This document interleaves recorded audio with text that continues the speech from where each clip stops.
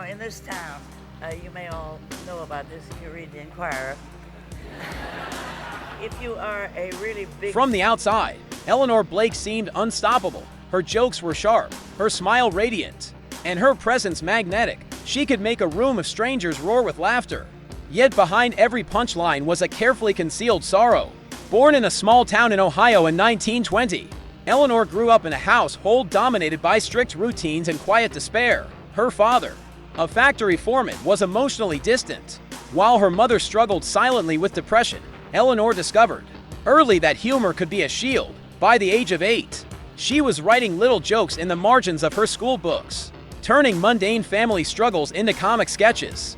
When the Great Depression hit, her family lost almost everything. Her father's factory shut down, her mother became bedridden with illness, and Eleanor, the eldest of 4, was forced to step into responsibilities far beyond her age. Yet she never stopped joking. She found solace in creating humor from hardship, unknowingly shaping the foundation of her future career. Her early attempts at performing were met with ridicule. Neighbors mocked her exaggerated expressions. Teachers scolded her for disrupting class. But she persisted. It wasn't vanity, it was survival. Each laugh she drew out of others became a lifeline for herself. It was in these early struggles, hidden behind a comic mask, that Eleanor first discovered a truth she would carry forever. The world may not see your pain, but it will remember your joy. At 18, Eleanor moved to Chicago with nothing but a suitcase of clothes and her childhood notebooks full of jokes. She enrolled in a local performing arts school, taking piano and acting lessons while working at a diner to pay rent. Every day was a battle, exhaustion, low pay, and a city that seemed indifferent to ambition. But the stage called louder than her fear. Her first performances were humble. She played small piano recitals, recited monologues at community theaters, and performed for anyone willing to watch. The audiences were tiny, often distracted, and the applause polite at best. Yet Eleanor learned quickly. She discovered timing, the rhythm of delivery, and how to weave her own pain into humor that touched hearts. It was during these early years that she also learned resilience. The diner manager yelled, customers sneered, and her savings vanished in Chicago's endless bills. But she wrote every night, crafting jokes from stories of poverty, sibling rivalries, and the relentless absurdities of life. Slowly, she began to understand that humor wasn't just entertainment, it was power. It could disarm, uplift, and even heal, and Eleanor intended to wield it with precision. By 1940, Eleanor had her first break, a late-night radio segment on a small station. Her jokes were raw, unpolished, but authentic. The host loved her energy. The listeners called back, laughing, crying, and sharing their own stories. For the first time, Eleanor realized she wasn't performing into a void. People were connecting with her pain, her laughter, and her honesty. The stage had finally found her, and she hit just as Eleanor began to taste success. Life reminded her that laughter could not shield her from heartbreak. In 1942, her younger brother contracted polio. The disease left him partially paralyzed, and her parents, already frail, were unable to provide adequate care. Eleanor became his primary caregiver, balancing performances, writing, and hospital visits. Around the same time, her first love, a fellow performer named Michael, died unexpectedly in a car accident. Eleanor was devastated, yet she buried her grief behind rehearsed smiles and impromptu jokes on stage. Every performance became an act of survival, a way to keep moving forward while her heart silently fractured. These twin blows reshaped her art. Eleanor's humor deepened, gaining layers of empathy and darkness that audiences instinctively recognized. She realized that true comedy often arises not from joy, but from endurance. Her routines now incorporated observations about grief, mortality, and the fragility of life, but framed in such a way that people could laugh while feeling the weight of truth. By 1945, Eleanor was performing regularly in Chicago clubs, her audience growing. But behind the laughter, she was a woman on the edge. Friends noticed the exhaustion, the silent pauses, the way her eyes often betrayed her hidden sorrow. And yet, she never stopped. She had discovered the paradox of her life. The world would laugh, but only she truly understood the pain behind the smile. On a chilly November evening in 1947, Eleanor stepped onto the stage of the Blue Lantern Club in downtown Chicago. The club was small, dingy, and the audience skeptical. No one expected much from the unassuming woman in a modest dress with a slightly crooked smile. She opened with self-deprecating jokes about her hair, her shoes, and her inability to cook. Then, without warning, She shifted. She told stories of her brother's illness, the hardships of wartime rationing, and the absurdity of surviving in a world that often seemed designed to crush hope. Her voice cracked occasionally, but the honesty resonated. People laughed, but there were also long pauses, moments when the room collectively held its breath.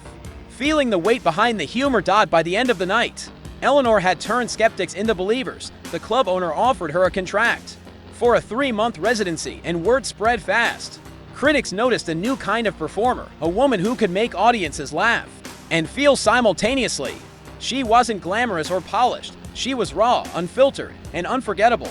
That night became the turning point. Eleanor realized that her pain, her grief, her exhaustion, her sacrifices could be transformed into art that inspired others. She also realized the responsibility that came with it. Laughter could be fleeting, but the connection she forged on stage had the power to linger, to heal, and to endure. By 1950, Eleanor was a recognized performer in the Midwest. Clubs booked her months in advance. Radio stations sought interviews. Yet behind the scenes, life remained chaotic. Her mother's health declined. Her brother required constant care, and her own emotional wounds had not healed. Financial struggles persisted, and every paycheck seemed swallowed by bills. But Eleanor had developed a strategy: channel the chaos into comedy. She kept a notebook of stories, observations, and one-liners. Every challenge became material. Late nights of exhaustion turned into routines about messy homes, chaotic families, and the absurdity of surviving adversity.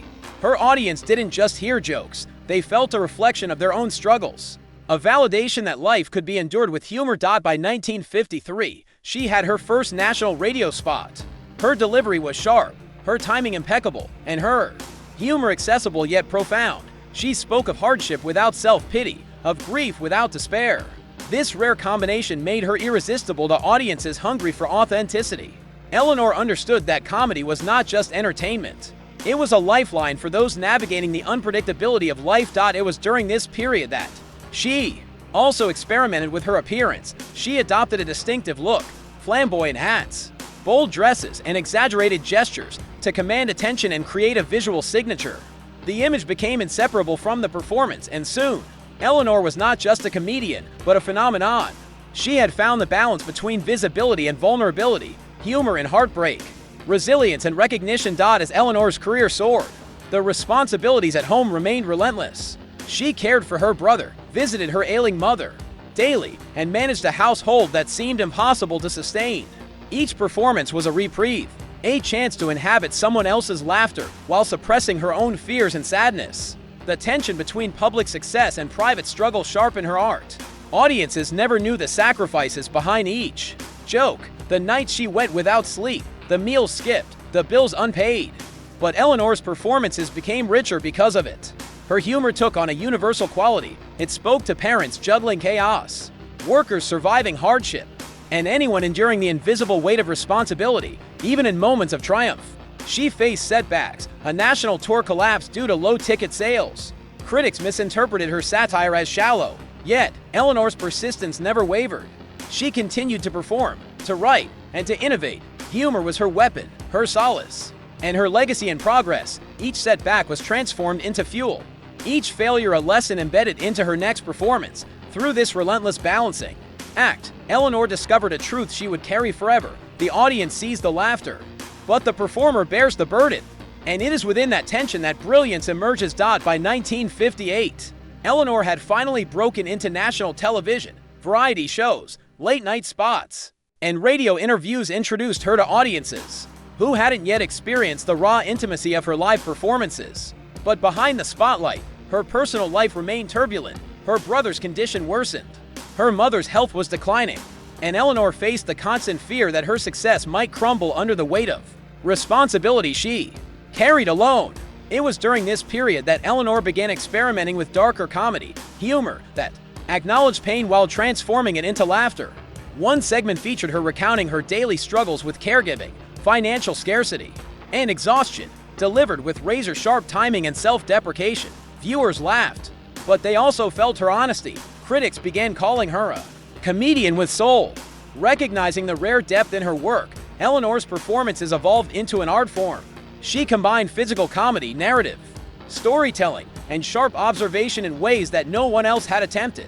Audiences related because her humor mirrored their own struggles, the endless juggling of family, finances, and fear, yet offered a reprieve, laughter that didn't diminish the reality but made it bearable. This period solidified her philosophy. Comedy was never about avoiding pain. It was about surviving it, transforming it, and sharing it. Every joke carried the echoes of tears, and every laugh became a bridge connecting her heart to her audience. In this way, Eleanor not only entertained, she healed, and slowly, her fame became inseparable from the resilience, vulnerability, and humanity she brought to every stage, microphone, and camera. The 1960s brought a new challenge. Eleanor had become successful, but the industry demanded a version of her she refused to give. Television executives pushed her to tone down her wit, adopt a feminine style, and soften her edges. Audiences expected glamour and perfection. Eleanor refused. Instead, she doubled down on her signature look: oversized hats, bold dresses, exaggerated gestures, a visual declaration of defiance. Her stand-up grew bolder. She poked fun at societal norms, marriage, motherhood, and the illusions of domestic bliss, turning familiar tropes into comic gold. Every joke became a rebellion, a statement that women could be fearless, funny, and unapologetic. While some critics dismissed her as abrasive, the public adored her. Eleanor also explored other mediums. She recorded comedy albums, appeared in movies, and took on variety show appearances that tested the boundaries of conventional television. Each project was a risk, a possible failure, a public embarrassment, a career setback. But Eleanor understood that risk was the price of originality. Her failures became stories, her missteps fuel, and her persistence an inspiration. By the end of the decade, Eleanor had redefined what it meant to be a female comedian. She refused to compromise authenticity for comfort, laughter for approval, or visibility for conformity. Her daring choices not only expanded her own career, but opened doors for countless women who would follow.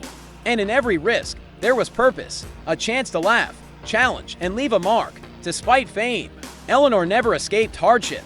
She suffered heartbreaks that the audience never saw, a sibling's worsening health, friends lost to tragedy, and the relentless pressure of maintaining appearances while carrying personal burdens. Every show required performance energy, yet exhaustion gnawed at her spirit. She developed rituals to survive. Late nights were spent writing new material, organizing routines, and rehearsing jokes until they were seamless. She carried the duality of life on stage and life off stage, one for the world, polished and radiant, the other private, fragile and human. This duality fueled the depth of her comedy. Audiences laughed, unaware that their delight came from someone enduring immense strain, transforming suffering into connection. In the late 1970s, Eleanor faced another test: declining television roles and a rapidly changing entertainment landscape. Younger comedians emerged, and tastes shifted. Some suggested she retire gracefully. Yet Eleanor refused. She reinvented her act, toured more extensively, and embraced new media, radio, recordings, and live specials. Each adaptation became a testament to her resilience, proving that brilliance doesn't fade with age. It evolves. Through all of this, Eleanor's philosophy remained: the world will remember laughter, not tears, but those who truly watch closely would sense the courage behind the jokes. It was a silent victory, surviving, thriving, and inspiring others while carrying the weight of life in a quiet, unyielding way. Eleanor Blake passed away peacefully in 2008 at the age of 88, leaving behind a legacy built on humor, resilience, and authenticity. Her career spanned over 6 decades, countless albums, television specials, and tours that touched millions. She never compromised her voice, never surrendered her edge, and never allowed personal pain to silence her creativity. Her influence extended far beyond comedy. Women entering the field saw in Eleanor a blueprint for fearlessness. Her flamboyant stage presence, unapologetic humor, and commitment to truth-telling inspired a generation of performers to embrace their individuality. Yet what truly defined her was not fame, awards, or financial success. It was the humanity she infused into every laugh. Eleanor's life demonstrated that laughter can be revolutionary, that comedy can heal, and that survival requires courage behind the curtain as much as it does on stage. She taught that humor is not an escape from life, but a way to endure it, transform it, and leave it better than we found it, even after the spotlight faded. Her voice echoed, a reminder that the world can be harsh, life can be cruel, but laughter, authentic, bold, and fearless, can carry us through anything. In Eleanor Blake, the world discovered that behind every joke is a story, and behind every story, A life worth celebrating.